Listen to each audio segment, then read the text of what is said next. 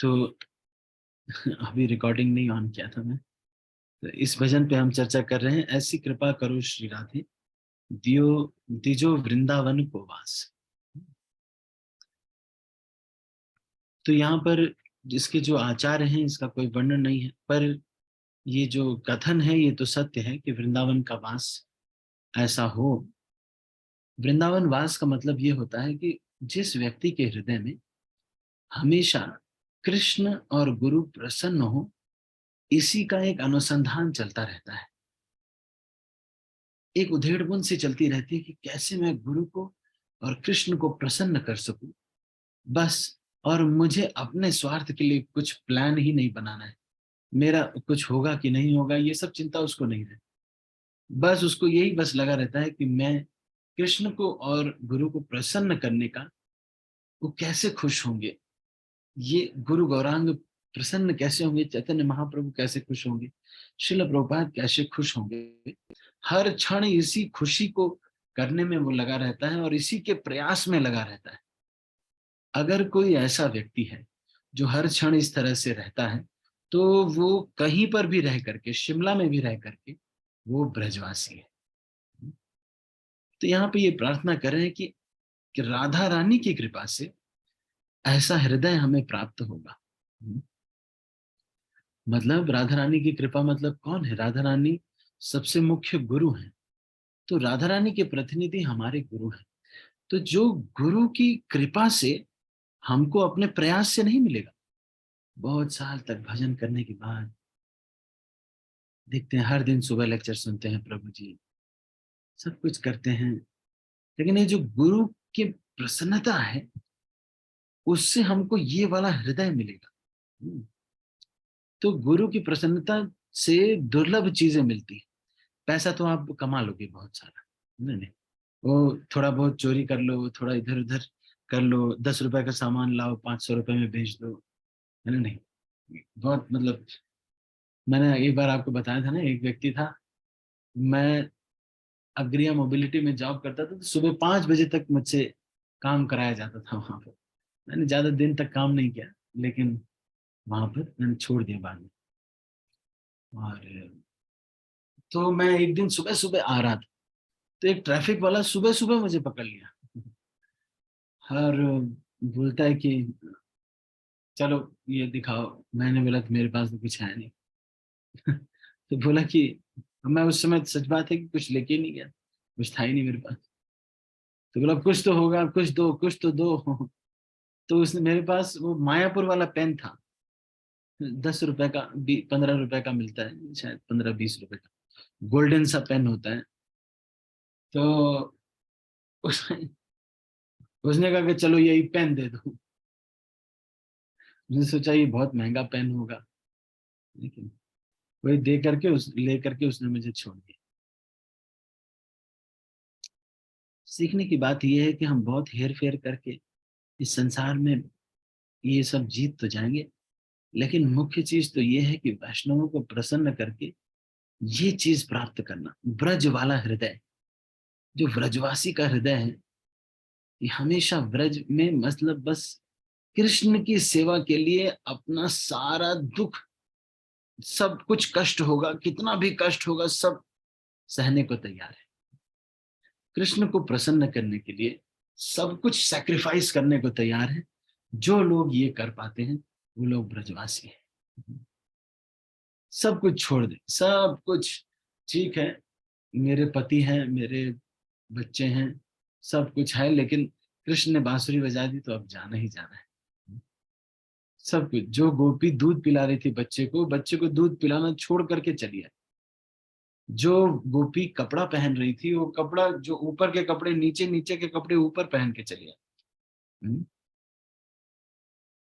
तो ये कह रहे हैं कि एक ब्रजवासी का हृदय कब प्राप्त होगा, जो कि हमेशा ये सोचता है कि ये चैतन्य महाप्रभु कृष्ण, मैं ऐसा क्या कार्य करूं कि कृष्ण चैतन्य महाप्रभु श्रील प्रभुपाद ये प्रसन्न हो और खूब हंसे और मेरे बारे में बात करें और कहें अरे ये देखो, ये देखो, ये है ना, चारों गोपी माता जी क्या है? बहुत अच्छी भक्त है, ऐसा कुछ कुछ ऐसा करना चाहिए इससे कि ये लोग सब लोग आनंद लेके, अरे बड़ा है देखो, इतना इन्हें इतना अच्छा काम किया। और कब मुझे ऐसा होगा कि वृंदावन को वास मिलेगा और हरि भक्तों का साथ मिलेगा। फिर हरि भक्तों के साथ में फिर हमेशा याद आती रहेगी कृष्ण की।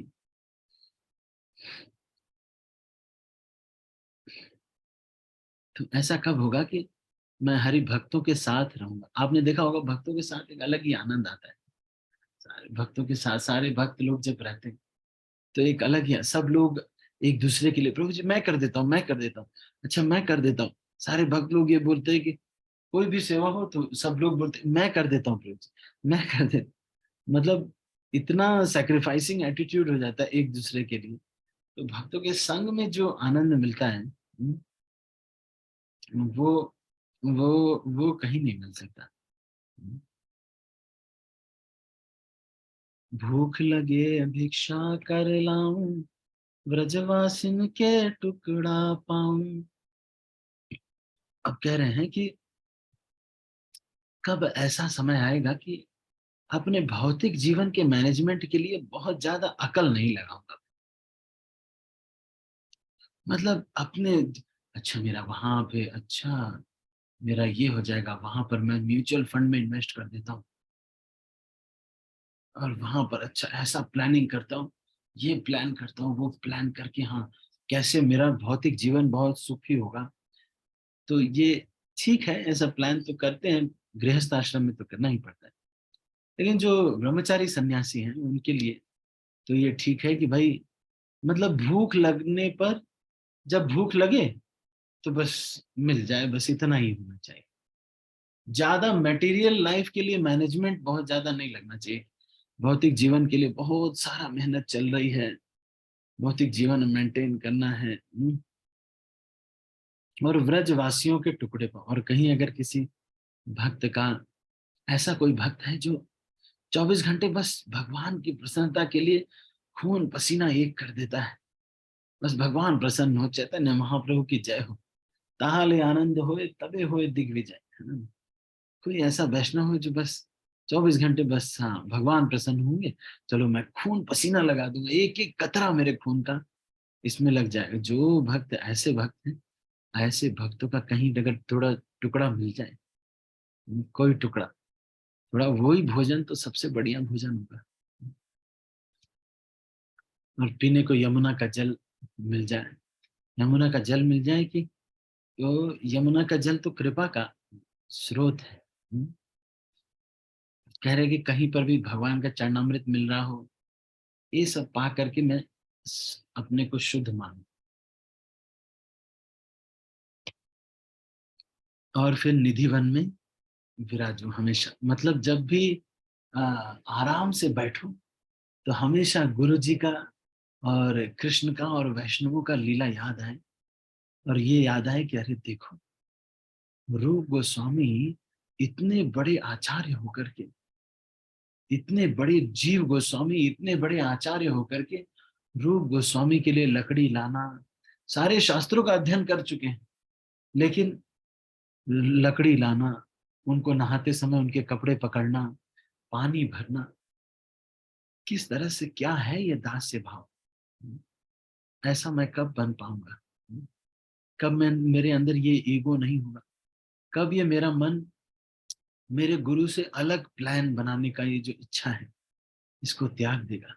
इतने जन्मों से हमने इस मन को फॉलो किया है, हर बार जो भी इस मन ने कहा है वही किया, और मन के फॉलो करने की वजह से आज इस भौतिक संसार में कष्ट भोग रहे हैं, अलग अलग जन्म प्राप्त कर रहे हैं।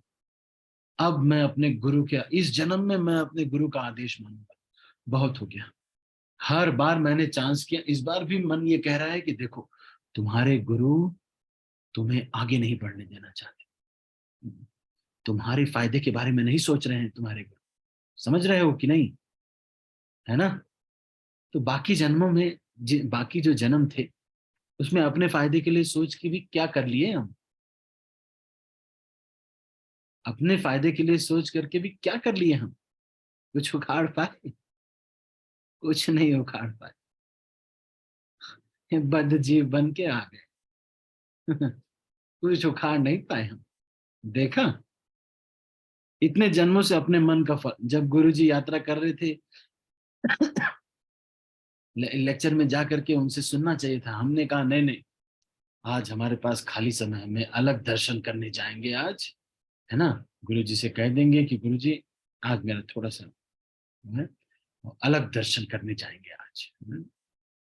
बहुत जन्मों में किया, सब अलग अलग, अलग दर्शन किया, अलग सब था, अलग अलग किया है, तभी तो नहीं गए भगवत धाम। एक जन्म में बस, अब इस जन्म में श्योर शॉर्ट भगवत धाम जाना है।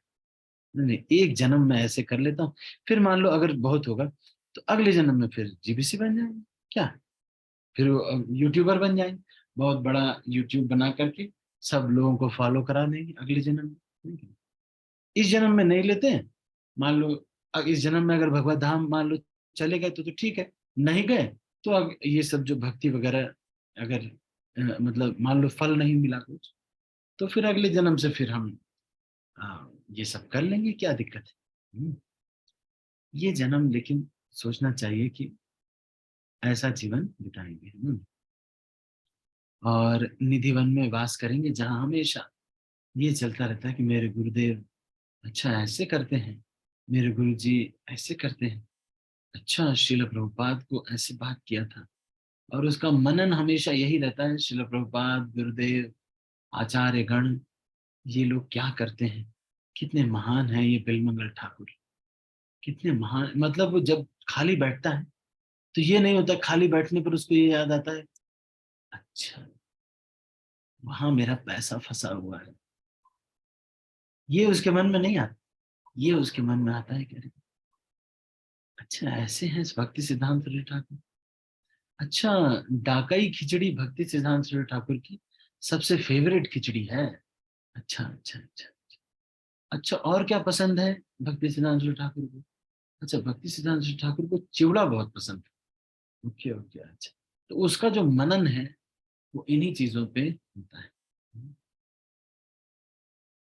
तो यहाँ पर इस चीज को कह रहे हैं कि एक भक्त जो है सोचता है कि कब मेरा ऐसा होगा कि मैं ब्रजवासी वाला जैसा हृदय होगा, कृष्ण को प्रसन्न करने वाला हृदय, गोवर्धन परिक्रमा लगाऊं, मानसी गंगा प्रेम से नहाऊं, राधा कुंड और कृष्ण कुंड में नृत्य करूं स्नान, नंद गांव बरसाने जाऊं, राधे जू के दर्शन पाऊं, गहवर वन परिक्रमा लगाऊं, दान कुटी और मान कुटी पे देखूं रास, है ना नहीं।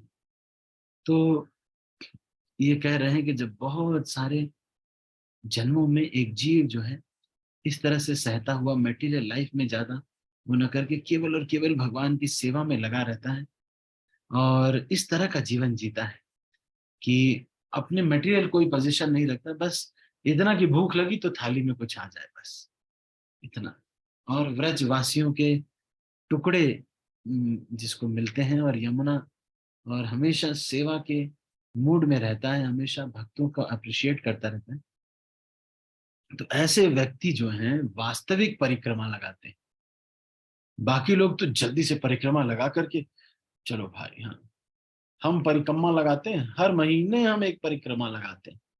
वास्तविक परिक्रमा लगाने का मूड ये है कि जिसके भौतिक जीवन का कोई प्लान नहीं है उसका। मैं, कोई भौतिक जीवन का प्लान नहीं है, भिक्षा वाला सिस्टम है, और और भक्तों के जो टुकड़े हैं या फिर भक्त लोग जो छोड़ देते हैं उसी की उनको आशा है।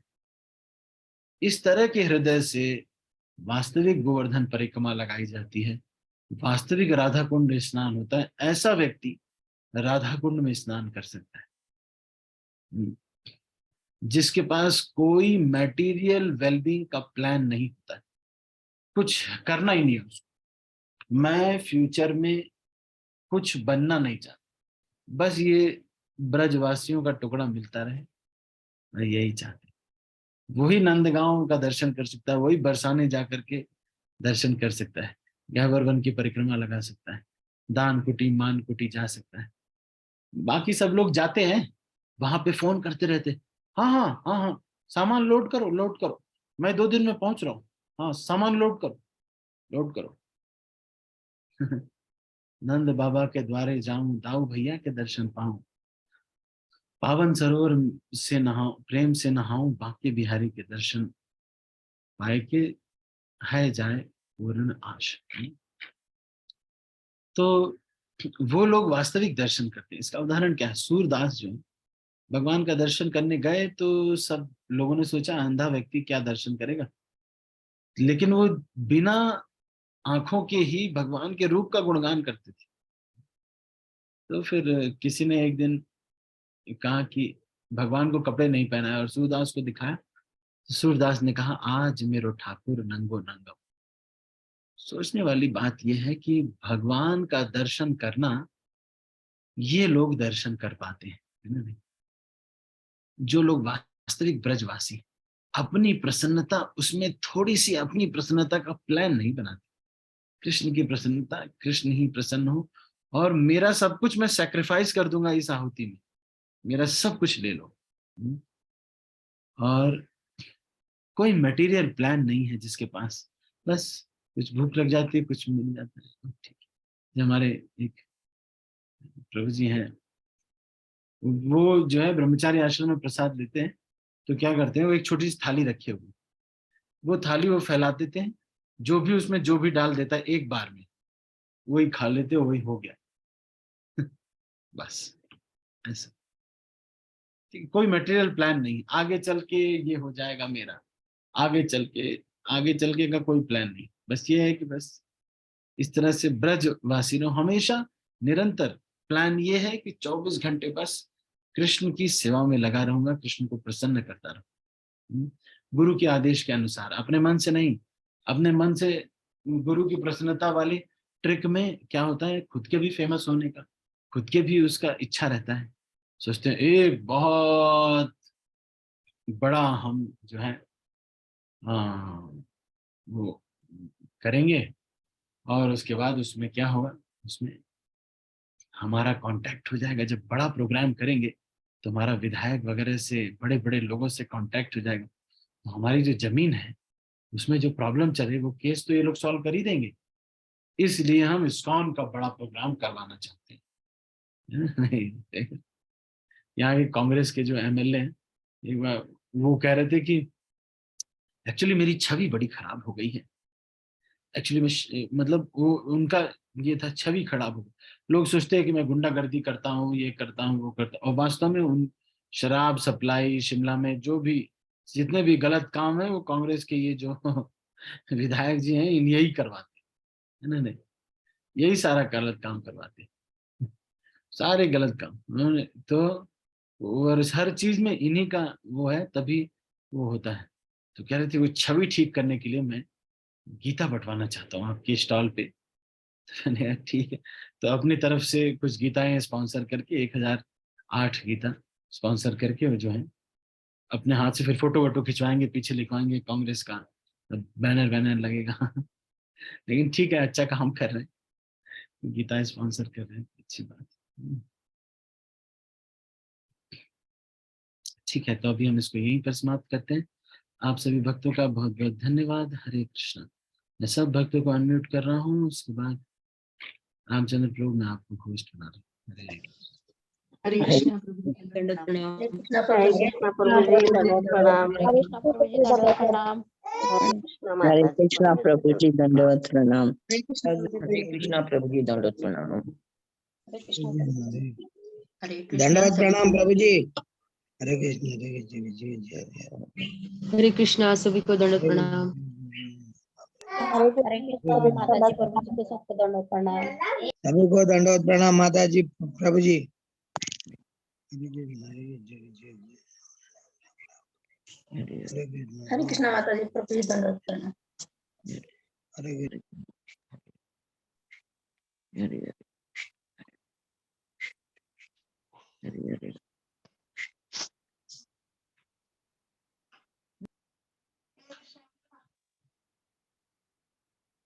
कृष्ण।